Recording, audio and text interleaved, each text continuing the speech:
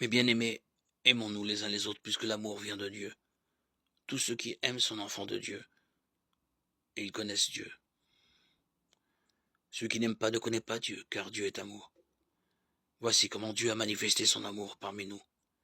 Dieu a envoyé son Fils unique dans le monde pour que nous vivions par lui. Voici à quoi se reconnaît l'amour. Ce n'est pas nous qui avons aimé Dieu, c'est lui qui nous a aimés, et il a envoyé son Fils qui est la victime offerte pour nos péchés. Mes bien-aimés, puisque Dieu nous a tant aimés, nous devons aussi nous aimer les uns les autres. Dieu personne ne l'a jamais vu.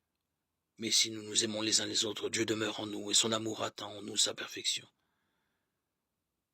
Nous reconnaissons que nous demeurons en lui et lui en nous, à ce qu'il nous donne par son esprit.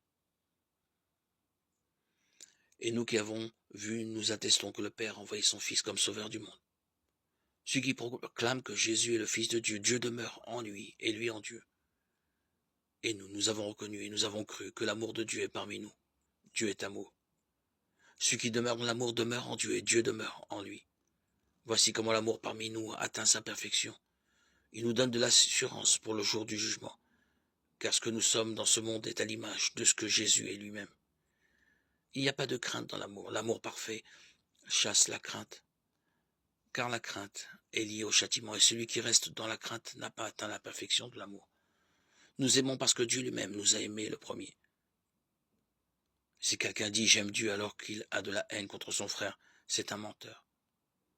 En effet, celui qui n'aime pas son frère qu'il voit est incapable d'aimer Dieu qu'il ne voit pas. Et voici le commandement que nous avons reçu de lui. Celui qui aime Dieu, qu'il aime aussi son frère. 1 Jean 4, 7, 21.